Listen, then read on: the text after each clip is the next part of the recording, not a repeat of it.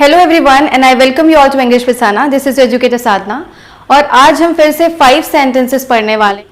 कोई भी भाषा हो उसमें कुछ ऐसे सेंटेंसेस होते हैं जो हम किसी और भाषा में कन्वर्ट करने में हमें डिफिकल्टी होती है।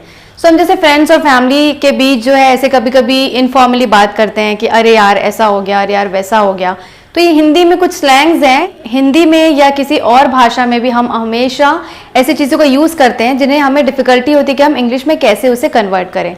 ऐसे ही मैंने 5 सेंटेंसेस जो है चूज़ करके आज मैं बताने वाली हूँ। Let's start the lesson. The first sentences.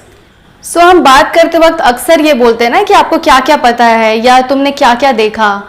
तो हम जब क्या क्या ये वर्ड जब 2 बार यूज करते हैं हिंदी में तो आप इसे बोलते हैं व्हाट ऑल। मतलब अगर आपको बोलना है कि आपने क्या क्या देखा तो आप बोलेंगे what all did you see. आपको बोलना है कि आपके पास क्या क्या है तो आप बोलेंगे what all do you have. ये एक वर्ड है व्हाट ऑल, या ऑल लगा के आप किसी भी क्वेश्चन को पूछ सकते हैं जिसमें क्या क्या वर्ड जो है ये 2 बार रिपीट हो। अब हम अक्सर बोलते हैं ना कि ऐसे ही, मैं तो ऐसे ही बैठा था, मैं तो ऐसे ही कुछ भी नहीं कर रहा था। तो हमें कभी कभी पूछते हैं ना कोई हमारे फ्रेंड्स या फैमिली मेंबर्स कि क्या कर रहे हो तुम, तो हम बोलते हैं कि ऐसे ही यार कुछ नहीं कर रहा हूँ। तो आप बोल सकते हैं कि just like that doing nothing, या बोल सकते हैं कि just like that nothing special. तो आप इस तरीके से ऐसे ही का यूज कर सकते हैं जस्ट लाइक दैट बोलकर। अब हम हमेशा बोलते हैं ना कि तुम्हारा क्या जा रहा है या तुम्हें क्या प्रॉब्लम हो रही है। खासकर जब हम अपनी मन मर्जी करते हैं तो लोग बोलते हैं ना कि तुम ये क्यों कर रहे हो, तो हम बोलते हैं ना तुम्हारा क्या जा रहा है या तुम्हें क्यों इतनी प्रॉब्लम हो रही है। तो ऐसे वर्ड्स को आप बोल सकते हैं why does it bother you, या बोल सकते हैं why does it concern you, या व्हाई इट पिंचेस यू। तो आपको जैसा भी सूटेबल लगे आप तीनों में से किसी का भी यूज कर सकते हैं।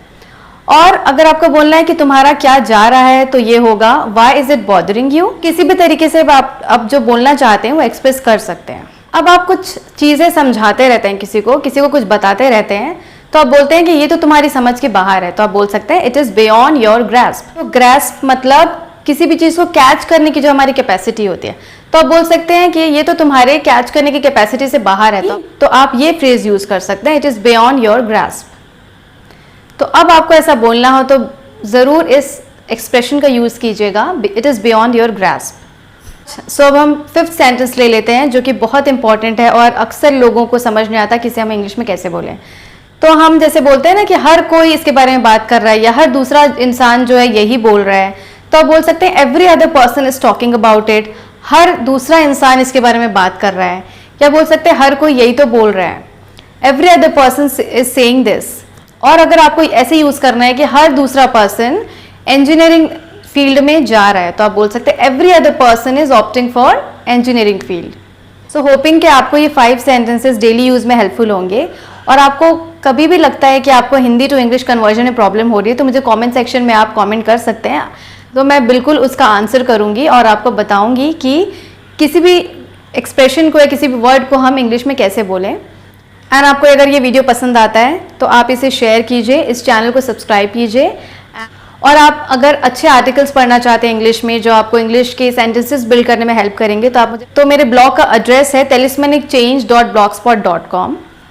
और आप इस चैनल के साथ बने रहिए। Thank you for listening and happy learning.